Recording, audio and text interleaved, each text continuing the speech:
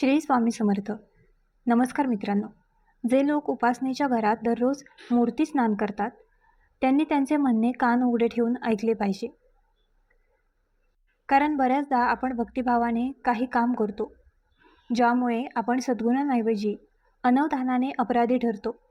कधीकधी आपली भक्ती पूर्णपणे शुद्ध असते, भावना खरी आहे, पण पूजा पद्धतीमध्ये केलेली एक छोटीशी चूक संपूर्ण घराच्या वातावरणावर परिणाम करते. म्हणूनच आज या व्हिडिओमध्ये आपण जवळजवळ प्रत्येक भक्ताच्या मनात कधी ना कधी येणाऱ्या प्रार्थनास्थळ आणि मंदिरांशी संबंधित सर्व प्रश्नांबद्दल तपशीलवार बोलणार आहोत.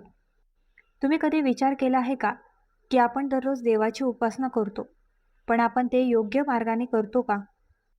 मूर्तींना दररोज अंघोळ घालणे खरोखरच आवश्यक आहे का? दिवा आणि घंटा रोज धुणे योग्य आहे की नाही? मेणबत्ती पेटवणे हे पाप नाही का? एकाच खोलीत मंदिर असणे योग्य आहे का? आणि जर घर लहान असेल तर कोणत्या देवी देवतांना त्यांच्या उपासनेच्या ठिकाणी ठेवले पाहिजे? हे असे प्रश्न आहेत जे जवळजवळ प्रत्येक भक्ताच्या मनात कधी ना कधी येतात, परंतु संकोचामुळे ते विचारू शकत नाहीत. तर आज आपण या प्रश्नांची उत्तरे देऊ. पण आधी हा व्हिडिओ पहा, चॅनलला सबस्क्राईब करा आणि कमेंट बॉक्समध्ये ओम नमः शिवाय किंवा हर हर महादेव लिहा. आता अनेक लोक भीतीपोटी महाराजांची पूजा करतात. त्यांना वाटते की जर पूजेत थोडीशी चूक झाली तरी देव रागवेल. त्याच वेळी देव केवळ भावना पाहतो असा विचार करून काही लोक नियमांशिवाय पूजा करतात. पण महाराज शास्त्र सांगतात की भावनेबरोबरच मर्यादा आणि विधीलाही विशेष महत्त्व आहे. आईवडील म्हणून आपण आपल्या मुलांवर प्रेम करतो, पण ते शिस्त देखील शिकवते. त्याचप्रमाणे भक्तीमध्ये प्रेमाबरोबरच नियमही आवश्यक आहेत. नियम हे धमकावण्यासाठी नसून संतुलन राखण्यासाठी असतात. त्यामुळे महाराज सर्वप्रथम घर लहान असण्याच्या परिस्थितीबद्दल बोलतात. समजा तुमच्याकडे फक्त एकच खोली आहे. तुम्ही भाड्याच्या घरात किंवा छोट्या सदनिकेत राहता. त्याच खोलीत तुम्हाला झोपावे लागेल, स्वयंपाक करावा लागेल आणि पूजा करावी लागेल. त्यामुळे अशा परिस्थितीत मंदिर असणे योग्य आहे का? किंवा ते कायद्याच्या विरोधात आहे? त्यामुळे महाराज शास्त्र स्पष्टपणे सांगतात की मंदिराशिवाय घर अपूर्ण आहे. घर लहान असो किंवा मोठे, त्यात देवाचे स्थान असलेच पाहिजे. केवळ एकच खोली असली तरी मंदिर ठेवता येते. फक्त हे लक्षात ठेवा की मंदिर कधीही जमिनीवर नसावे. देवाचे स्थान नेहमीच शीर्षस्थानी असले पाहिजे. भिंतीवर टांगलेले छोटे मंदिर असो किंवा लहान लाकडी आसन, ते स्वच्छ ठिकाणी असले पाहिजे. आता महाराज, जर तुम्ही त्याच खोलीत विश्रांती घेत असाल तर रात्री मंदिरासमोर पडदा असलाच पाहिजे. तुम्ही झोपायला जाता तेव्हा हळूवारपणे पडदे बंद करा. पण याचा अर्थ असा नाही की तुम्ही देवापासून दूर आहात. ते केवळ सन्मानाचे प्रतीक आहे. ज्याप्रमाणे आपण वडीलधाऱ्यांसमोर संयम बाळगत असतो, त्याचप्रमाणे देवाच्या स्थानाप्रतीही विनम्रता असली पाहिजे.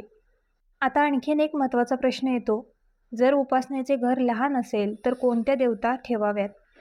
कारण अनेक लोक प्रत्येक तीर्थक्षेत्रातून मूर्ती आणि छायाचित्रे आणतात. हळूहळू मंदिर भरले जाते, परंतु नियमित पूजा शक्य नाही. अशा परिस्थितीत तुम्हाला अपराधी वाटेल. त्यामुळे महाराज शास्त्रांमध्ये पंचदेवतांच्या पूजेला विशेष महत्त्व देण्यात आले आहे. जर या 5 मुख्य देवतांची पूजा केली गेली तर इतर सर्व देवतांचे आशीर्वादही मिळतात. सर्वप्रथम गणेशाचे स्मरण केले जाते. कोणत्याही शुभ कार्याची सुरुवात त्यांच्याशिवाय पूर्ण मानली जात नाही. त्यामुळे तिथे गणेशाची मूर्ती किंवा चित्र असणे आवश्यक आहे. यानंतर भगवान शिवाचे स्थान येते. शिव साधा आहे. ते त्वरित संतुष्ट होतात आणि थोडीशी उपासना करूनही दयाळू असतात. घरात लहान शिवलिंग किंवा भगवान शिवाचे चित्र ठेवणे देखील शुभ मानले जाते. तिसऱ्या स्थानावर भगवान विष्णूचे स्मरण केल्याने घरात स्थिरता आणि संतुलन येते. संरक्षक रूप असल्याने त्याची पूजा केल्याने जीवनात संयम आणि शांती मिळते. चौथ्या दिवशी समृद्धी आणि कल्याणासाठी देवी लक्ष्मीची पूजा केली जाते. जिथे स्वच्छता आणि प्रतिष्ठा आहे तिथे माता लक्ष्मीचे शाश्वत निवासस्थान आहे. 5व्या स्थानावर तुम्ही तुमच्या श्रद्धेनुसार हनुमानजी किंवा सूर्यदेव यांना ठेवू शकता. हनुमानजींचे स्मरण भय आणि अडथळे दूर करते. सूर्य ही जीवनाची ऊर्जा आहे. जर तुम्ही नियमितपणे सूर्याला पाणी अर्पण केले तर शरीर आणि मन या दोन्हींमध्ये सकारात्मकता राहते. आता महाराज, जर मंदिर लहान असेल तर त्यांच्यापुरते मर्यादित राहणे चांगले. उपासनेवर आकड्यांचा परिणाम होत नाही, तर नियमितता आणि श्रद्धेचा परिणाम होतो. तुम्ही दररोज जितक्या देवतांची सेवा करू शकता तितक्या देवतांची स्थापना करा. आता एका अतिशय महत्त्वाच्या विषयावर लक्ष केंद्रित करा. जर तुमच्या प्रार्थनागृहातील कोणतीही मूर्ती मोडली असेल, फाटली असेल किंवा चित्र फाटली असेल तर ती पूजास्थळी ठेवणे योग्य मानले जात नाही. याचा अर्थ असा नाही की देव क्रोधित होतो, परंतु शास्त्रांमध्ये तुटलेली वस्तू अशुभ मानली जाते, कारण ती ऊर्जेच्या संतुलनात व्यत्यय आणू शकते. अशी मूर्ती आणि चित्र कधीही कचऱ्यात टाकू नये. ते स्वच्छ कापडात गुंडाळा, श्रद्धेने नमन करा आणि नंतर काही वाहत्या पाण्यात डुबकी मारा. जर नदी जवळ नसेल तर ती स्वच्छ जलाशयात टाकू का जर नदी जवळ नसेल तर ती स्वच्छ जलाशयात काढून टाका. आता महोदय, आपण त्या विषयाकडे आलो आहोत ज्यामुळे हा संपूर्ण संदेश पोहोचवणे आवश्यक होतो.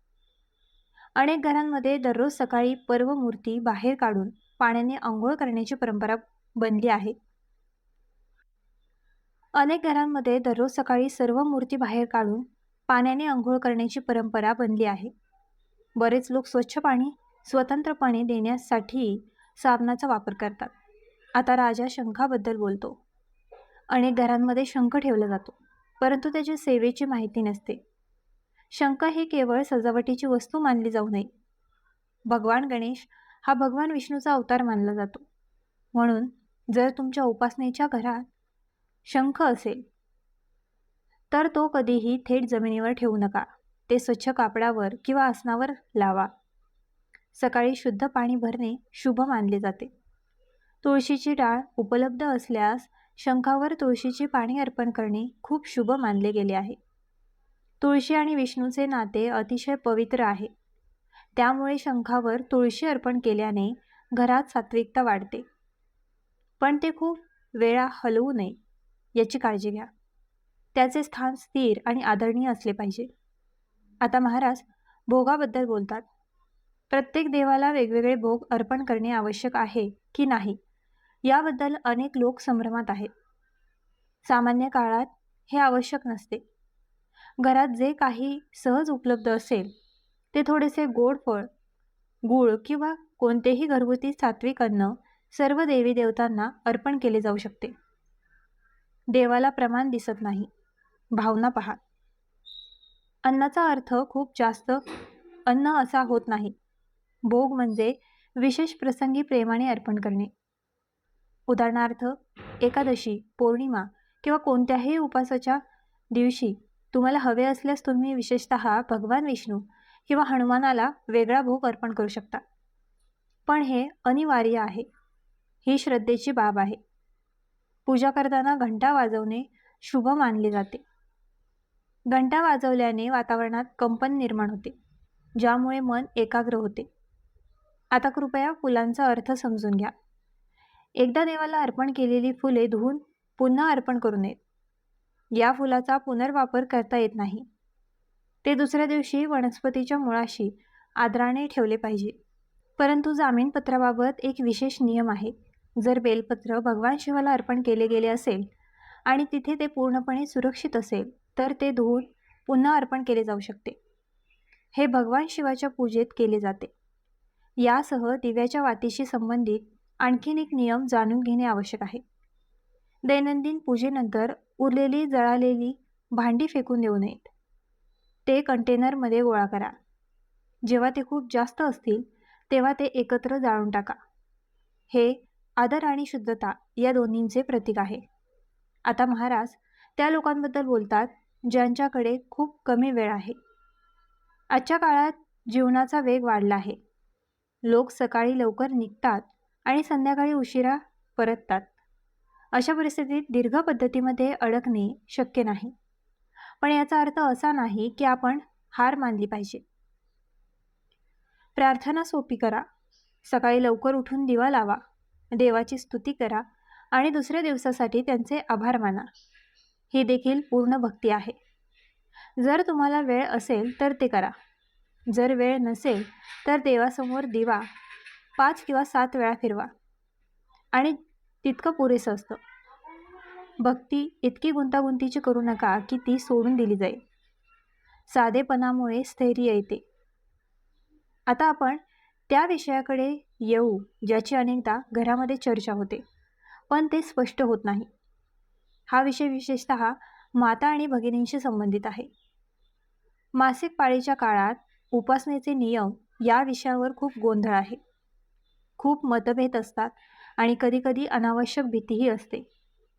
शास्त्रांनुसार मासिक पाळीच्या दिवसात स्त्रीला विश्रांती देणे हा मुख्य उद्देश आहे. ही वेळ शरीरासाठी खूप महत्त्वाची आहे. त्यामुळे मंदिराच्या कामांपासून विश्रांती घेण्याची परंपरा या दिवसातच बनवण्यात आली आहे. याचा अर्थ स्त्री अशुद्ध आहे किंवा देव तिच्यापासून दूर जातो असा होत नाही. देव सर्वव्यापी आहे. ते भावना पाहतात. पण या परंपरेचा उद्देश शरीराला आराम देणे आणि ऊर्जेचा समतोल राखणे हा आहे. जर घरातील इतर कोणतीही सदस्य पूजा करू शकत असेल तर या दिवशी तीच पूजा करा. जर हे शक्य नसेल तर आजकाल केवळ मनाने देवाच्या नावाचा जप करणे पुरेसे आहे. देवाचे स्मरण करण्यात काहीही गैर नाही. नामजप, ध्यान आणि प्रार्थना मनाने केल्या जाऊ शकतो. स्वतःवर दबाव आणू नका. भक्तीमध्ये तणाव नसावा. आता महाराज पूजेच्या समाप्तीबद्दल बोलतात. पूजेचा शेवटचा आणि सर्वात महत्त्वाचा भाग म्हणजे आरती. आरती हे केवळ एक गाणे नाही, तो ऊर्जेचा प्रवाह आहे. जेव्हा आपण देवासमोर दिवा वळवतो तेव्हा आपण ज्ञानाचा प्रकाशाने आपल्या आयुष्यातील अंधार दूर करण्याचा संकल्प करतो. जर वेळ असेल तर पूर्ण आरती अवश्य करा. परंतु जर वेळ कमी असेल तर दिवा 5 किंवा 7 वेळा फिरवणे देखील पुरेसे आहे. आता महाराजांना आणखीन एक गोष्ट समजली की पूजा ही दर्शनासाठी नसते.